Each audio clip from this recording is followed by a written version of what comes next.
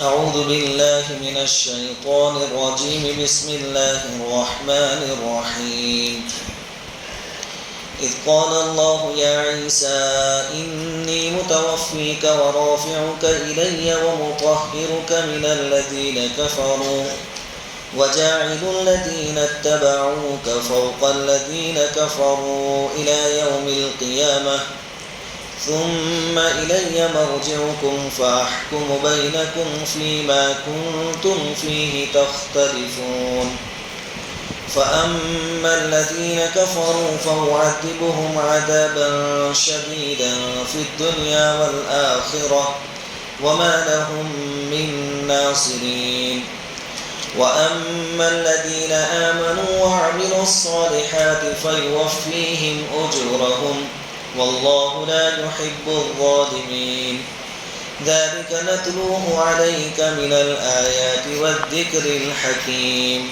صدق الله العظيم.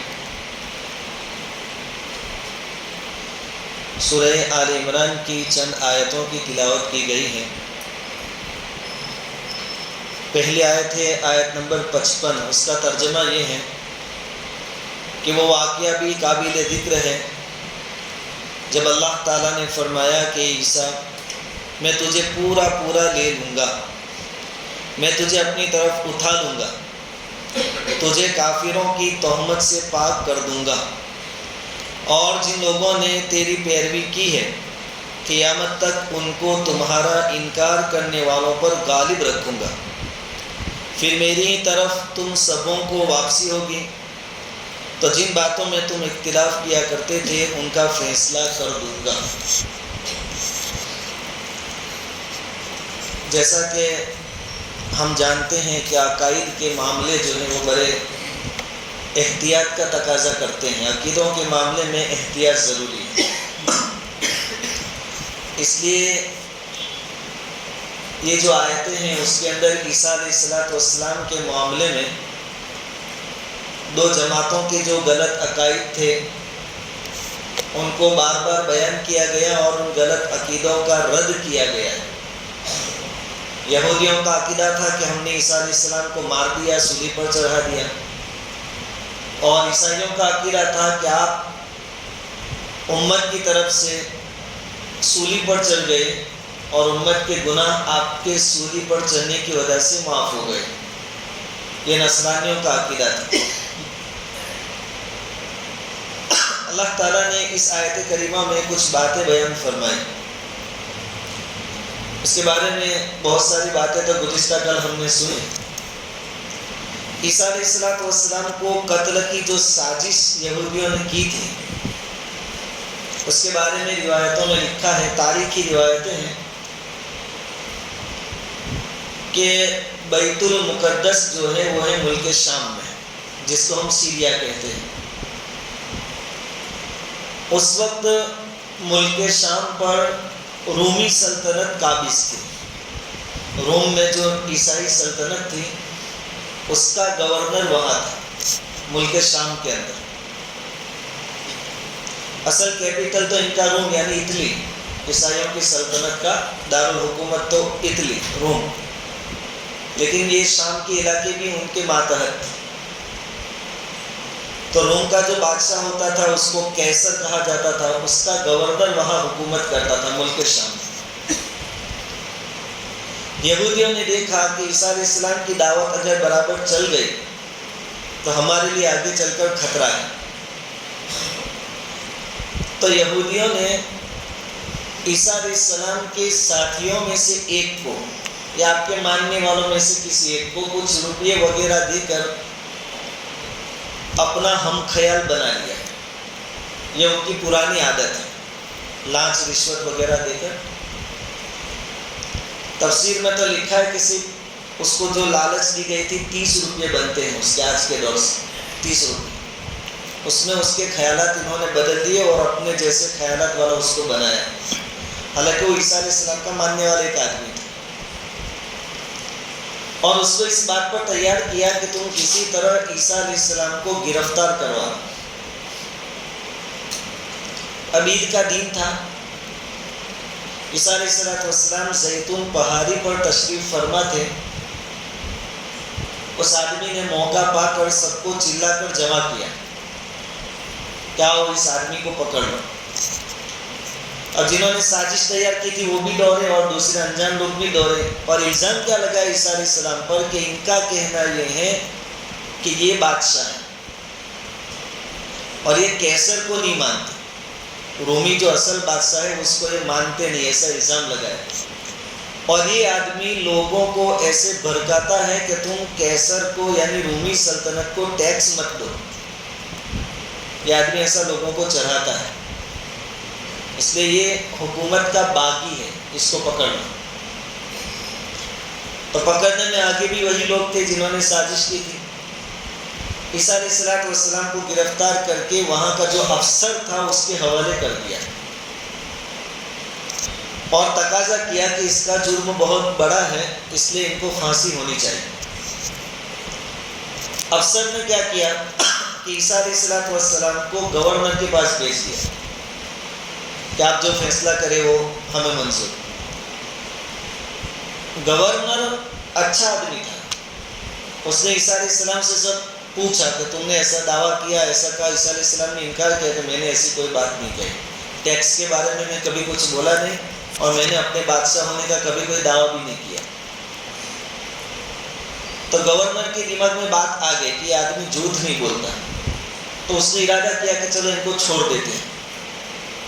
تو یہودیوں نے بہت شور مچایا. بعض مرتبہ جذبات میں آ جاتی ہیں بہت، اور ان کی تو پلاننگ تھی، جذبات نہیں پلاننگ تھی ان کی. تو انہوں نے بہت شور مچا کہ اتنا بڑا مجرم اس کو کیسے چھوڑ سکتے ہو. اور بادشاہ لوگوں کو جب بھی اپنی کرسی خطرے میں لگے تو پھر اچھا کیا برا کیا جائز کیا ناجائز کیا وہ دیکھتے نہیں. دیکھا کہ بہت تقاضا ہے تب ان کو پھانسی دینی پڑے. اگر نہیں دی تو میری گورنری کا مسئلہ ہے. کہا ٹھیک ہے، دیکھو میں تو نہیں چاہتا لیکن تم بہت اصرار کرتے ہو، ضد کرتے ہو، اس لیے میں اس کے لیے یعنی عیسیٰ علیہ السلام کے لیے پھانسی کا آرڈر پاس کرتا ہوں. لیکن اس کا جو نتیجہ آئے گا وہ تم کو اور تمہاری اولاد کو بھگتنا پڑے گا، کیونکہ یہ آدمی میرے کو جھوٹا نہیں لگتا. گورنر نے ایسا کہا. اب حکومت کی بھی کچھ مجبوریاں سمجھو یا حکمتیں سمجھو ہوتی ہے، تو پاس ہو گیا آرڈر عیسیٰ علیہ السلام کی پھانسی کا. اس طریقے سے عیسیٰ علیہ السلام کو گرفتار کیا گیا اور باقاعدہ فندہ وغیرہ تیار کیا گیا اور آپ کو لے جایا جا رہا تھا. اللہ رب العزت نے وہی نازل فرمائی کہ آپ مطمئن رہیے، انی متوفی کا، میں آپ کو کوڑا کا کوڑا لینے والا ہوں، ورافعک الیہ، اور میری طرف اٹھانے والا ہوں. ان لوگوں کے ہاتھوں تمہاری موت نہیں ہوگی. بعض روایتوں میں یہ بھی ہے کہ تقریباً 4000 یہودی جمع ہوئے عیسیٰ علیہ السلام کی گرفتاری کے لیے اور آپ کے گھر کو گھیر لیا. اب عیسیٰ علیہ السلام کے حواری جو ہے ماننے والے، ان کی تعداد 12 یا 29 بتائی جاتی. وہ ایک کمرے میں تھے، ایک گھر میں تھے. عیسیٰ علیہ السلام کھڑکی کے ذریعے وہاں آئے، ان کے پاس آئے اور ان سے کہا کہ دیکھو باہر لوگوں نے ہمیں گھیر لیا،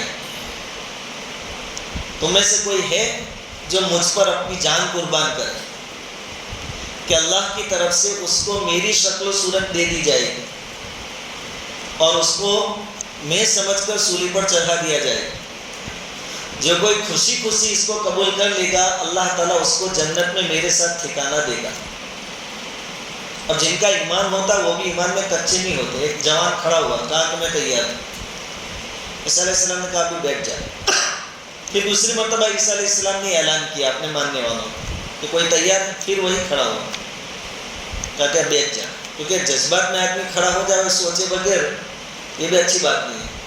تیسری مرتبہ اعلان کیا، تیسری مرتبہ وہ کھڑا ہوا. عیسیٰ علیہ السلام کہا تھا ٹھیک تو برابر ہے. یعنی عیسیٰ علیہ السلام کو بھی اندازہ ہو کہ اس نے سب سوچ سمجھ کر تیار ہے. عیسیٰ علیہ السلام نے اپنا جو صافہ پہنتے تھے وہ اور اپنا جبہ وغیرہ اس آدمی کو پہنائے اور یہ آدمی عیسیٰ علیہ السلام کی شکل میں گھر سے باہر تلوار لے کر نکلا اور وہ 4000 تھے. اور یہ آدمی اکیلا تھا. تو یہودیوں نے اور باہر جو لوگ تھے انہوں نے اس کو پکڑ لیا، اور وہ تو یہی سمجھتے تھے کہ یہ عیسیٰ علیہ السلام، کیونکہ اس کا حلیہ عیسیٰ علیہ السلام جیسا بنا دیا گیا تھا. تو اس کو پکڑ کر لوگوں نے سولی پر چڑھا دیا. اس کی وجہ سے آج تک یہودیوں کا ایک دعویٰ ہے کہ عیسیٰ علیہ السلام کو تو ہم نے سولی دے دی، پھانسی پر چڑھا دیا. لیکن قرآن کہتا ہے وَمَا قَتَلُوهُ وَمَا صَلَبُوهُ وَلَٰكِنْ شُبِّهَ لَهُمْ، کہ نہ تو یہودیوں نے عیسیٰ علیہ السلام کو قتل کیا نہ تو سولی پر چڑھایا، یہ معاملہ ان کے اندر مشتبہ ہو گیا. اور روایتوں میں آتا ہے کہ انہی کا ایک آدمی تھا، شمعون نام تھا، جو بہت زیادہ مخالفت میں آگے تھا، دشمنی میں بہت آگے تھا، اسی کو اللہ تعالیٰ نے شکل بنا کر چلا دیا. یہ بھی روایت ہے. بہرحال خلاصہ یہ ہے کہ عیسیٰ علیہ السلام کو سولی نہیں دی گئی، بلکہ اللہ تعالیٰ نے اپنی طرف ان کو اٹھا لیا. اور وہ جو حواری تھے 12 یا 29، ان کو عیسیٰ علیہ السلام نے آخری وقت سے پہلے کہا تھا کہ تم میں سے بھی بعض ایمان سے پلٹ جائیں گے میرے معاملے میں. ٹوٹل 12 تو تھے یا 29 تھے، لیکن کہا کہ تمہارے اندر بھی جماعتیں بن جائیں گی. اور ہوا بھی ایسا کہ جس وقت اللہ تعالیٰ نے ان کے درمیان سے عیسیٰ علیہ السلام کو آسمان پر اٹھایا تو 3 جماعتیں بنی ان کے اندر. وہ 12 میں بھی 3 جماعتیں ہوئی یا 29 میں 3 جماعتیں ہوئی. ایک جماعت اس کی قائل ہو گئی کہ عیسیٰ علیہ السلام خود اللہ تھے، یعنی اللہ عیسیٰ علیہ السلام کی شکل و صورت میں ہمارے بیچ میں تھا، اور جب تک اس کو منظور رہا ہمارے درمیان رہا، اور پھر ہمارے سامنے آسمان پر چڑھ گیا تو وہ اللہ تھا. اس جماعت کو کہتے ہیں یعقوبیہ. عیسائیوں میں 3 جماعت. ان کا عقیدہ کہ خود اللہ آئے تھے عیسیٰ علیہ السلام کی شکل میں ہمارے درمیان، اور وقت آنے پر چڑھ گئے. دوسری ایک جماعت جنہوں نے کہا کہ نہیں، خود اللہ تو نہیں تھا، لیکن عیسیٰ علیہ السلام اللہ کے بیٹے تھے. اور جب مصیبت کا وقت آیا تو اللہ نے اپنے بیٹے کو اٹھا لیا، اور اٹھتے ہوئے ہم نے خود دیکھا اپنے. تو انہوں نے اللہ تو نہیں کہا لیکن اللہ کا بیٹا کہا. تو اس جماعت کو کہتے ہیں نستوریہ. وہ یعقوبیہ، یہ نستوریہ. اور تیسری ایک جماعت تھی، انہوں نے کہا نہیں، چاہے وہ آسمان پر اٹھائے گئے لیکن وہ اللہ کے بندے تھے، انسان ہی تھے، اور اللہ کے رسول تھے، نہ تو اللہ تھے نہ اللہ کے بیٹے تھے. یہ رہے مسلمان. اب ان کی تعداد بالکل 5 6 4 5 رہی ہوگی. ان کو بھی وہ کافر جماعتوں نے کیا کیا؟ شہید کر دیا، ختم کر دیا. جب یہ خبر روم میں پہنچی قیصر کے پاس، بھئی یہ لوگ عیسیٰ علیہ السلام سے معتقد تھے، ماننے والے تھے، تو اس نے اپنے گورنر کو خط لکھا کہ تو نے کیا کیا. اب گورنر کو یہ ساری باتیں معلوم نہیں تھی. اس نے تو صرف پھانسی کا وہ تقاضا زیادہ تھا یہودیوں کا، تو آرڈر پاس کر کے ان کے حوالے کر دیا تھا، افسر کے حوالے. تو اس نے لکھا کہ واقعتاً مجھے معلوم نہیں تھا کہ یہ آدمی کون تھا، اور اتنی بڑی غلطی مجھ سے ہو گئی. میں نے تو تقاضا بہت تھا تو پھانسی کا حکم کر دیا. کہا کہ وہ بہت بڑی شخصیت تھے، ان کو تو معجزات دیے گئے تھے، وہ اللہ کے نبی تھے، اور ان کے عقیدے کے مطابق اللہ کے بیٹے تھے یا اللہ کا ایک حصہ تھے. پھر وہ جو گورنر تھا جس کے حکم سے پھانسی دی گئی تھی، اس نے آ کر یہودیوں کی دانت دپٹ کی، اور جس آدمی کو عیسیٰ علیہ السلام کی شکل دی گئی تھی وہ تو پھانسی پر لٹکا ہوا تھا، اس نے آ کر اس کو اتروایا اور اس کی باڈی کو غائب کروایا تاکہ پھر وہ نصارہ لوگ سب وہاں جمع نہ ہو. اس کو غائب کروا دیا، اور جس لکڑی پر وہ پھنڈا لٹکایا گیا تھا وہ لکڑی بھی آج بھی ان کے یہاں بہت معزز سمجھی جاتی ہے، بڑی تعظیم کرتے ہیں اسے. تو لکڑی کے بھی انہوں نے پھر حصے کر کے بطور تبرکن برکت حاصل کرنے کے لیے، جیسے حضور صلی اللہ علیہ وسلم کے بال مبارک رکھتے ہیں، ایسے انہوں نے وہ لکڑی کے ٹکڑے بھی اپنے پاس رکھے ہوئے ہیں. اس پر عیسیٰ علیہ السلام کو سولی دی گئی تھی. پھر یہودیوں کی سازش کی وجہ سے عیسیٰ علیہ السلام کے ساتھ یہ معاملہ کیا گیا تھا. تو اور جیسے گورنر نے وارننگ بھی دی تھی کہ اس کا انجام تم کو اور تمہاری اولاد کو بھگتنا پڑے گا، پھر وہ گورنر نے یہودیوں کو قتل عام شروع کیا، اور ایک بڑی جماعت یہودیوں کو اس نے قتل کر دی. اور اس کے 40 سالوں کے بعد اللہ تعالیٰ نے ایک اور بادشاہ کو ان پر مسلط کیا یہودیوں کو. اس کا نام تھا ٹائٹس، انگریزی میں اس کو ٹائٹس کہتے ہیں. اس نے بھی ان کو اتنے مارے، یہودیوں کو قتل عام کیا ان کا، اور بیت المقدس کی اینٹ سے اینٹ بجا دی اس نے، وہ تو مسجد کا علاقہ بیت المقدس جس کو کہتے ہیں اس کو بھی پورا تاس ناس کر دیا۔ تو اس طریقے سے یہودیوں کو مار پڑی، اور آگے بھی ان کے لیے کیا انتظام ہے اس آیت میں اللہ تعالیٰ نے بیان فرمایا ہے۔ تو اس آیت کریمہ میں اللہ تعالیٰ نے 5 وعدے فرمائے ہیں حضرت عیسیٰ علیہ السلام سے۔ ایک تو ہے متوفی کا، میں تم کو پورا پورا لے لوں گا، یعنی یہودیوں کے ہاتھ نہیں آنے دوں گا، یہ وعدہ پورا کر دیا۔ ورافعک الیہ، میرے پاس اٹھا لوں گا اوپر، یہ وعدہ بھی اللہ رب العزت نے پورا فرما لیا۔ ومطہرک من الذین کفروا، تیسرا وعدہ کہ کافر لوگ یعنی یہودی آپ پر جو تہمت لگاتے ہیں اس تہمت سے تم کو پاک کر دوں گا۔ گزشتہ کل کہا تھا کہ یہودیوں نے عیسیٰ علیہ السلام پر یہ بھی تہمت لگائی تھی کہ نعوذ باللہ آپ ولد الزنا ہے، یعنی زنا کے نتیجے میں پیدا ہوئے۔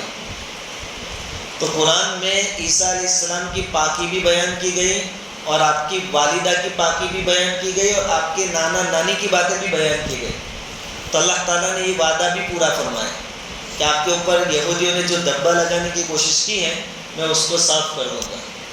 تب رہتی دنیا تک قرآن اس پر گواہ ہے کہ عیسیٰ علیہ السلام بھی پاک تھے، اور آپ کی والدہ بی بی مریم بھی پاک تھی۔ اور ایک اور بات کہ جب عیسیٰ علیہ السلام کو آسمان پر اٹھایا جا رہا تھا اس وقت بی بی مریم زندہ تھی رضی اللہ تعالیٰ عنہ، اور وہ رو رہی تھی اپنی اولاد کے ساتھ یہ سلوک دیکھ کر۔ تو عیسیٰ علیہ السلام نے ان سے کہا تھا کہ گھبرانے کی بات نہیں ہے، یہ سارا خدائی سسٹم کام کر رہا ہے، اور انشاءاللہ قیامت میں ہماری تمہاری ملاقات ہوگی۔ اور اٹھائے جانے کے 7 سال بعد حضرت بی بی مریم رضی اللہ تعالیٰ عنہ کا انتقال ہوا۔ تو یہ جو تیسرا وعدہ اللہ رب العزت نے فرمایا تھا کہ میں آپ کے اوپر جو الزامات لگائے جاتے ہیں اس سے بھی آپ کو پاک کروں گا۔ تعجب کی بات ہے کہ قرآن میں حضور صلی اللہ علیہ وسلم کا اور آپ کے خاندان کا جتنا ذکر نہیں ہے اتنا عیسیٰ علیہ السلام کا اور آپ کے خاندان کا۔ یہاں 22 آیتیں لگاتار عیسیٰ علیہ السلام اور آپ کے خاندان کے بارے میں گزری، ابھی بھی کچھ آئے گی آگے۔ اتنی لگاتار آیتیں حضور کے بارے میں بھی نہیں ہے اور آپ کے خاندان کے بارے میں بھی قرآن میں نہیں۔ یہ اللہ نے عیسیٰ علیہ السلام سے وعدہ کیا تھا کہ آپ کے اوپر جو دھبا لگانے کی کوشش ہے میں اس سے آپ کو نجات دوں گا۔ قرآن نے عیسیٰ علیہ السلام اور آپ کی والدہ کی پاکیزگی بیان کی، اور حضور صلی اللہ علیہ وسلم نے بے شمار حدیثیں بیان کی حضرت مریم کے فضائل کے بارے میں اور حضرت عیسیٰ علیہ السلام کے فضائل کے بارے میں۔ تو یہ تیسرا وعدہ بھی اللہ رب العزت نے پورا فرمایا۔ چوتھا وعدہ وَجَعِلُ الَّذِينَ اتَّبَعُوكَ فَوْقَ الَّذِينَ كَفَرُوا إِلَىٰ يَوْمِ الْقِيَامَةِ، کہ آپ کے ماننے والوں کو نہ ماننے والوں پر قیامت تک غالب رکھوں گا۔ قیامت تک آپ کے ماننے والوں کو نہ ماننے والوں پر غالب رکھوں گا۔ اب سیدھا مطلب تو یہ سمجھ میں آتا ہے کہ عیسائی قیامت تک غالب رہیں گے، کیونکہ ہم عیسیٰ علیہ السلام کو ماننے والے کون؟ تو ہم بھی تو ماننے والے ہیں نا، ہم کہاں انکار کرتے ہیں؟ تو آپ وہاں سے لے کر آج تک دیکھ لیجئے، پوری دنیا پر عمومی اعتبار سے دیکھنے جائے تو مسلمان اور عیسائی ہی غالب ہیں۔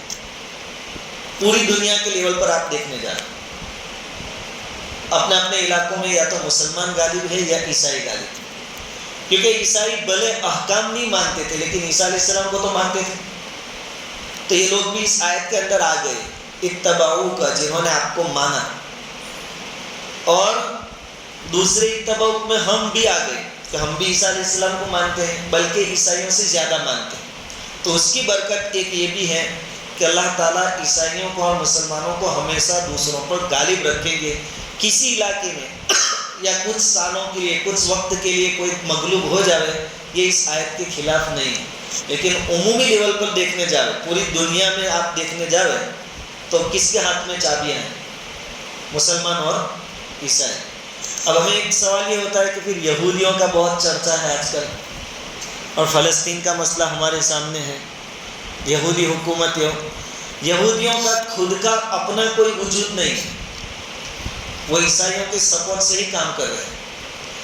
ابھی فی الحال بھی اتنی طاقت پاور ہونے کے باوجود اگر عیسائی اپنا ہاتھ وہاں سے کھینچ لے، صرف امریکہ پیچھے ہو جائے تو ایک ہفتہ بھی یہودیوں کا دنیا میں ٹکنا مشکل ہو جائے۔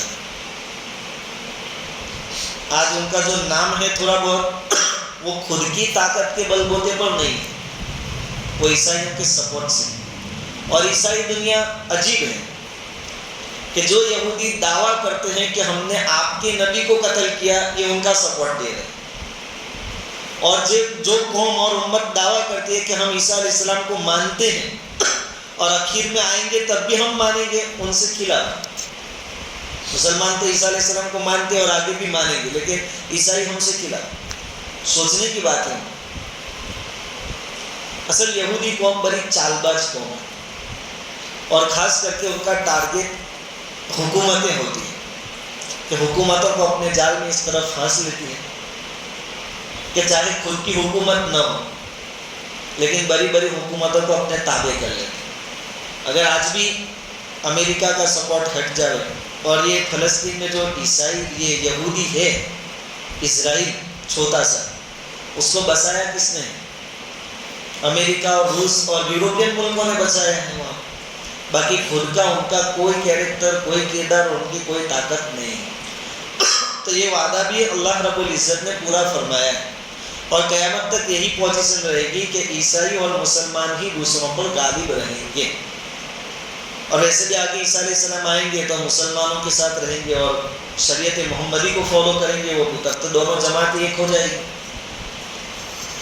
اس کے بعد اللہ رب العزت نے ایک اور وعدہ فرمایا، ثم الیہ مرجعکم، کہ یہ تو سب دنیا میں ہوگا، پھر تم سب کو یہودی ہو عیسائی ہو لوٹ کر میرے پاس آنا ہے۔ فاحکم بینکم فیما کنتم فیہ تختلفون، پھر جن مذہبی باتوں میں تمہارا اختلاف تھا، قرآن سے، مسلمانوں سے، حضور صلی اللہ علیہ وسلم سے، یا یہود اور عیسائیوں کو آپس میں، ان کے بارے میں فیصلہ کروں گا، اور پھر نتیجے میں ان کے لیے کیا ہے؟ جہنم ہے۔ وہ آگے اللہ تعالیٰ نے بیان فرمایا، فَأَمَّا الَّذِينَ كَفَرُوا، سو جن لوگوں نے انکار کیا ہے نبیوں کا، اللہ کی کتابوں کا، فَأُعَذِّبُهُمْ عَذَابًا شَدِيدًا فِي الدُّنْيَا وَالْآخِرَةِ، سو میں ان کو دنیا اور آخرت میں سخت سے سخت عذاب دوں گا۔ اب سخت عذاب میں عیسائیوں نے بھی مسلمانوں کے ہاتھوں مار کھائی، صلاح الدین ایوبی نے، وہ سب لوگ فاتح رہے ان کے، اور یہودی تو ہمیشہ ذلت کے ساتھ اپنی زندگی گزارے، کبھی شان و شوکت اور چین سکون ان کو نصیب نہیں ہوا ہے۔ وَضُرِبَتْ عَلَيْهِمُ الذِّلَّةُ وَالْمَسْكَنَةُ، یہ قیامت تک کے لیے ان کے اوپر ٹھپا لگ گیا ہے کہ ان کی تقدیر میں چین سکون نہیں ہے۔ ظاہر میں کچھ بھی دکھاوا کرے لیکن اندر ان کو چین سکون نصیب نہیں ہے، وہ ہمیشہ تلوار کی دھار پر رہتے ہیں۔ یہ قدرتی سسٹم ان کے ساتھ کام کر رہا ہے۔ تو یہ دنیا میں اور آخرت میں بھی اللہ تعالیٰ فرماتے ہیں کہ میں ان کو دردناک اور سخت سے سخت عذاب دوں گا۔ وَمَا لَهُم مِّن نَاصِرِينَ، ان کا کوئی مددگار نہیں ہوگا، چاہے کتنی ٹیکنالوجی کو اپنے کنٹرول میں کر لیں، مال و دولت جمع کر لیں، حکومتیں بڑی سے بڑی بنا لیں، یا بڑی حکومتوں کو اپنے فیور میں کر لیں، لیکن جب اللہ کے سامنے پیشی ہوگی ان کو کوئی بچانے والا آئے گا نہیں۔ وَأَمَّا الَّذِينَ آمَنُوا وَعَمِلُوا الصَّالِحَاتِ فَيُوَفِّيهِمْ أُجُورَهُمْ وَاللَّهُ لَا يُحِبُّ الظَّالِمِينَ، اور جو لوگ ایمان لائے اور انہوں نے اچھے اعمال کیے، میں ان کو ان کا اجر پورا پورا دوں گا۔ دیکھو جو کافر لوگ ہیں ان کے لیے دنیا میں بھی عذاب، آخرت میں بھی عذاب، اور مسلمان جو ہیں ان کے لیے آخرت میں تو نفع ہے، لیکن دونوں میں ایک فرق کیا ہے کہ کافروں کا دنیاوی عذاب آخرت کے عذاب کا بدلہ نہیں ہو سکتا، یعنی ان کو دنیا میں بھی تکلیف ہے اور آخرت میں بھی تکلیف ہے۔ اور مسلمانوں کے ساتھ اللہ کا کیا سلوک کہ اگر دنیا میں بہت تکلیفیں برداشت کی ہیں تو پھر آخرت میں اس کو اللہ تعالیٰ عذاب نہیں دے گا۔ آدمی جو گناہ کرتا ہے تو زیادہ تر اللہ رب العزت ایمان والے کو دنیا ہی میں کچھ مصیبتوں اور تکلیفوں میں مبتلا کرتے ہیں اور اس کی صفائی ہو جاتی ہے۔ آخرت میں بھی عذاب ہو، یہاں بھی عذاب ہو، ایسا نہیں ہوگا، بلکہ دنیاوی تکلیف کو آخرت کے عذاب کا بدلہ بنا دیں گے اللہ تعالیٰ، اور آخرت کا معاملہ اس کا اچھا رہے گا۔ اور ان کے ساتھ ایسا نہیں ہوگا کہ بھائی اس نے دنیا میں بھی بہت، اس کو بیماری تھی کینسر کی، اس نے بہت تکلیف اٹھائی، کافر تھا، اب آخرت میں اس کے لیے عذاب ہلکا ہو جائے، وہاں ایسا نہیں ہوگا۔ بلکہ دنیا میں بھی ہوا اور آخرت میں اور زیادہ ہوا. یہ دونوں میں فرق ہے. اب کوئی کہے کہ بھائی ایسا ہے کہ ان کو دنیا میں بھی تکلیف آخرت میں بھی تکلیف، اور مسلمانوں کو دنیا میں تکلیف ہو تو آخرت میں تکلیف نہیں، یہ تو انصاف کے خلاف ہے. تو اللہ تعالیٰ فرماتے ہیں واللہ لا یحب الظالمین، اللہ تعالیٰ ظلم کرنے والوں کو پسند نہیں کرتے. مسلمانوں کے ساتھ جو تعلق ہے وہ دوستانہ تعلق ہے اللہ تعالیٰ، اور دوستوں کے ساتھ سلوک الگ کیا جاتا ہے اور دشمنوں کے ساتھ سلوک الگ کیا جاتا ہے، اور ایک بالکل نارمل بات ہے. ماننے والوں کے ساتھ جو سلوک ہوگا آدمی کا وہ الگ ہوگا، اور نہ ماننے والوں کے ساتھ جو ہوگا وہ الگ ہوگا. اس میں کوئی ظلم کی بات نہیں ہے، یہ لوگ اسی سزا کے مستحق ہیں. ذالک نتلوہ علیک من الآیات والذکر الحکیم، یہ جو ہم آپ کو پڑھ کر سناتے ہیں یہ آپ کے نبی ہونے کی دلیلیں ہیں اور حکمت بڑا مضمون. اب یہ حضور پر غیب کی باتیں اللہ تعالیٰ وحی کے ذریعے پہنچا رہے ہیں، تو وحی تو کس پر آتی ہے؟ نبی پر آتی ہے، رسول پر آتی ہے. تو اللہ تعالیٰ فرماتے ہیں کہ یہ خبریں آپ کو جو پہنچا رہی ہیں آپ کے نبی ہونے کی دلیل. ورنہ جب یہ معاملات پیش آئے اس وقت آپ دنیا میں نہیں تھے، اور جس جگہ معاملات پیش آئے وہاں پہ آپ نہیں تھے. حضور کے نبی اور رسول ہونے کی دلیل بھی ہے اس میں. ان مثل عیسیٰ عند اللہ کمثل آدم، اللہ کے نزدیک عیسیٰ کی پیدائش کی کیفیت آدم علیہ السلام کی پیدائش کی کیفیت کی طرح ہے کہ اللہ نے آدم کو مٹی سے بنایا، پھر اس سے کہا کہ ہو جا تو وہ ہو گئے. اور وہ جو نجران سے جماعت آئی تھی، وفد آیا تھا، وہ تو کئی دنوں تک مدینہ میں رکا اور عیسیٰ علیہ السلام کے بارے میں بحث کرتا رہا حضور سے. تو ان کی ایک ضد یہ تھی، وہ حضور سے پوچھتے ہیں کہ بھلا کوئی آدمی بغیر باپ کے پیدا ہو سکتا ہے؟ عیسیٰ علیہ السلام بغیر باپ کے پیدا ہوئے ہیں تو وہ آدمی نہیں ہو سکتے، وہ معبود ہوں گے، یا کم سے کم معبود کے بیٹے ہوں گے، یا تو اللہ ہے عیسیٰ علیہ السلام یا اللہ کے بیٹے. تو پھر حضور صلی اللہ علیہ وسلم کو اللہ تعالیٰ نے بتایا کہ تم کہو کہ اگر بغیر باپ کے پیدا ہونا یہ اللہ ہونے کی نشانی ہے، معبود ہونے کی دلیل ہے، تو پھر عیسیٰ علیہ السلام کے تو صرف باپ نہیں تھے، آدم کے تو ماں بھی نہیں تھے نہ باپ بھی نہیں تھے، تو پھر آدم کو اللہ مانو. عیسیٰ کا صرف باپ نہیں ہے تو تم کہتے ہو کہ عام آدمی نہیں ہے، معبود ہے، تو آدم کا تو کوئی بھی نہیں تھا. اور ماں حوا انسان سے پیدا کی گئی، آدم سے، ان کی بھی ماں نہیں تھی، تو پھر ان کو بھی اللہ مان لو، معبود مان لو، ان کو تو تم اللہ مانتے نہیں ہو. تو اس سے ثابت ہو گیا کہ یہ تم صرف اپنی حد درمی اور ضد کی وجہ سے بات کو مانتے نہیں، باقی دلیل کی دنیا میں اب تمہارے پاس ہمارا کوئی جواب نہیں. دلیل کی دنیا میں تم شکست کھا چکے ہو. تو اس آیت میں اللہ رب العزت نے یہ بیان فرمایا کہ عیسیٰ علیہ السلام کی مثال اللہ کے نزدیک آدم کی مثال کی طرح ہے کہ آدم علیہ السلام کو اللہ تعالیٰ نے مٹی سے بنایا، پھر جب آپ کا پتلا تیار ہو گیا تو اللہ نے روح پھونکنے کے واسطے کن، یعنی روح پھونکا جاوے، یوں حکم دیا، تو آدم علیہ السلام کے اندر روح آ گئی اور آدم علیہ السلام زندہ ہو گئے. اور آدم ہوئے بغیر باپ کے پیدا، تو عیسیٰ علیہ السلام بھی ہوئے بغیر باپ کے پیدا، اس سے زیادہ کوئی فرق نہیں ہے.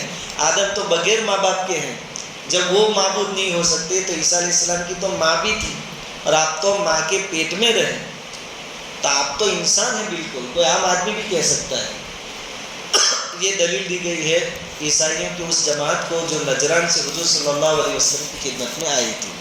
بہرحال دلیل بازی ہوئی، حضور نے ان کے تمام اشکالات کے جوابات دیے. دلیل کی دنیا میں وہ لوگ ہار گئے جو لاٹ اور پادری بڑے بڑے آئے تھے، وہ علماء راہب، پھر بھی نہیں مانے. تو کہا کہ ایک اور طریقہ ہے ہمارے پاس، اس کو اپناتے ہیں، اور اس طریقے کا نام ہے مباہلہ. مباہلہ میں کیا ہوتا ہے کہ جب دلیلوں سے کام نہ چلے اور کوئی پارٹی اپنی شکست اور ہار تسلیم نہ کرے تو دونوں جماعتیں میدان میں آ جائیں مسجد وغیرہ میں، اور اللہ تعالیٰ سے دعا کریں کہ ہم میں سے جو غلط ہو اس پر اپنا عذاب اتار، اپنا عذاب نازل کر. تو حضور صلی اللہ علیہ وسلم نے ان کو دعوت دی. دلیل تو کوئی ہے نہیں تمہارے پاس، اب ایک طریقہ اور ہے، حق کون ہے اور باطل کیا ہے وہ ماپنے کے لیے کہ تم آ جاؤ. تو کہا کہ ہمیں رات کا وقت دیجیے سوچنے کا. تو حضور نے کہا ٹھیک ہے تم کو وقت دیتے ہیں. انہوں نے مشورہ کیا تو ان کے جو پادری تھے وہ تو سمجھ گئے تھے، وہ کہہ رہے تھے کہ سچے نبی ہیں اور ان کے ساتھ مباہلہ کرنے میں کوئی بھلائی نہیں ہے۔ سچے نبی ہیں، اگر مباہلہ کریں گے یعنی لعنت کی دعا کریں گے کہ جو جھوٹا ہو اس پر اللہ کا عذاب آوے تو ہم ہلاک ہو جائیں گے، اس لیے کیا کرو؟ کہا کہ بھائی جزیہ ٹیکس دینا منظور کر لو اور یہاں سے چلتی پکڑو۔ پھر کچھ لوگ آئے کہ نہیں مباہلہ کر لیتے، ضدی لوگ مباہلہ کر لیتے، پھر آئے، لیکن آ کر انہوں نے پھر کیا کہا حضور صلی اللہ علیہ وسلم سے کہ آپ کی بات ہے اپنی جگہ پر، ہم مباہلہ کرنے کے لیے تیار نہیں ہیں، ہمیں مباہلہ نہیں کرنا ہے، آپ جو جزیہ اور ٹیکس ہمارے لیے نقی کریں گے وہ ہمیں منظور ہے۔ اسلامی طریقہ یہ ہے کہ دشمنوں کے سامنے پہلے اسلام پیش کیا جاتا ہے کہ مسلمان ہو جائے تو کام پورا ہو گیا۔